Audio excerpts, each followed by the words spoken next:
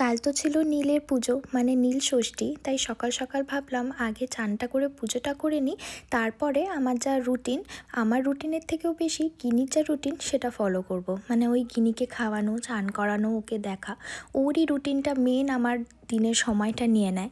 তো এটা জানো তো আমার 3 নম্বর নীল। গিনির বয়স 2 বছর হলেও আমার 3 নম্বর নীলের ষষ্ঠীর পুজো এটা। কারণ গিনি যে বছর জন্মেছিল তার ঠিক পরে পরেই তো একটা ষষ্ঠী পড়ে গেছিলো, তাই ওই বছরটা, তার পরের বছরটা আর এই বছরটা মিলিয়ে এটা 3 নম্বর। তো যাই হোক, সকাল সকাল পুজো শেষ করার পরে আমি ভাবলাম যে লাঞ্চটা বানিয়ে নিই, কারণ লাঞ্চটা হয়ে গেলেই আমার সারাদিনের একদম কাজটা ফ্রি হয়ে যাবে। তো প্রথমে ভেবেছিলাম সাবুর খিচুড়ি বানাবো, কারণ আজকে তো চালের কিছু খেতে নেই, আর পরোটা যদি আমি দুবেলা খাই তাহলে গ্যাস অম্বলে আমাকে আর দেখতে হবে না।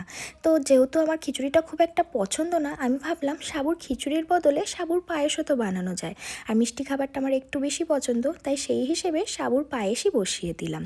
আর এবারে যখন দই পেতেছিলাম না, আমার মনে পড়লো যে আমার কাছে এরম ছোট ছোট 4টে ভাঁড় আছে। এই ভাঁড়গুলো না আমি ওই ইন্ডিয়ান রেস্টুরেন্টে যখন যাই মিষ্টি খাই তখন না এইগুলো কালেক্ট করি, এর ভেতরে মিষ্টি দেয়। আর আমি তখন ভাবলাম যে এটাতে একটু দই পেতে দেখি একদম সেই বাংলার মিষ্টির দোকানের মতো বসে কিনা। আর দেখো, একদম সেরকমই বসেছে। আমরা যেমন দোকানে ভাঁড়ের দই পাই ওখানে ঠিক সেরকমই লাগছে না? বেশ মজা হলো দেখে। ভাবছি এগুলো একটা একটা করে রানাকে দিয়ে ওর অফিসে পাঠিয়ে দেবো, তাহলে ও এই ভাঁড়ের মধ্যে দই খেতে পারবে আর দইটা এদিক ওদিক পড়ে যাবে না। আর তারপরে সাবুর পায়েস তো হতে বেশি সময় লাগে না, একটুখানি ফুটলেই হয়ে যায়। ওতে দিয়ে দিয়েছিলাম একটু কিশমিশ আর বানিয়েছিলাম গুড়ের। এবার তো বাড়ি থেকে গুড় এনেছি, তাই আর কোনো টেনশন নেই, যাই বানাচ্ছি পায়েস বা কিছু সেখানে একটু করে গুড় ফেলে দিচ্ছি।